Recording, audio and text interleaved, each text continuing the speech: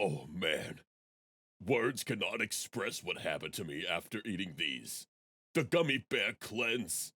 If you are someone that can tolerate the sugar substitute, enjoy. If you are like the dozens of people that tried my order, run! First of all, for taste, I would rate these a 5. So good, soft, true to taste fruit flavors like the sugar variety. I was a happy camper.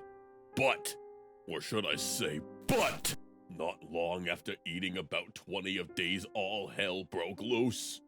I had a gastrointestinal cleanse like nothing I ever imagined. Cramps, sweating, bloating beyond my worst nightmare. I've had food poisoning from some bad shellfish, and that was almost like a skip in the park compared to what was going on inside me. Then came the, flatulence. Heavens to Murgatroyd, the sounds. Like trumpets calling the demons back to hell, the stench like 1,000 rotten corpses vomited. I couldn't stand to stay in one room for fear of succumbing to my own odors. But wait, there's more. What came out of me felt like someone tried to funnel Niagara Falls through a coffee straw. I swear my sphincters were screaming. It felt like my delicate starfish was a gaping maw, projectile vomiting a torrential flood of toxic waste. 100% liquid.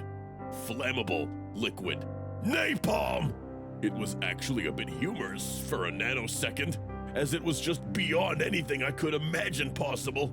And it went on for hours. I felt violated when it was over, which I think might have been sometime in the early morning of the next day.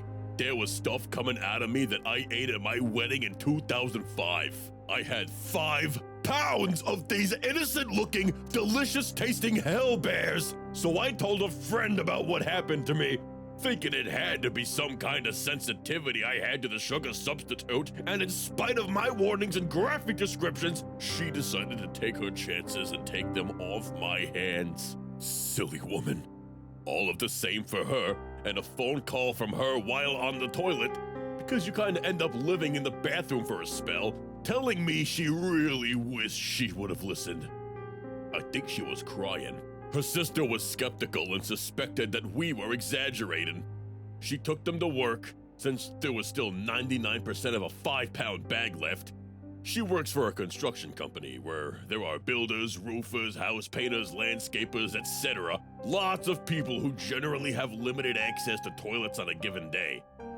I can't imagine where all of those poor men and women pooped that day. I keep envisioning men on roofs, crossing their legs and trying to decide if they can make it down the ladder or if they should just jump. If you ordered these, best of luck to you. And please, don't post a video review during the aftershocks. Wow, Gino, I gotta say, that was the most poetic thing I've ever heard. What are you doing here? Get out of my restaurant! I just came here for a pizza!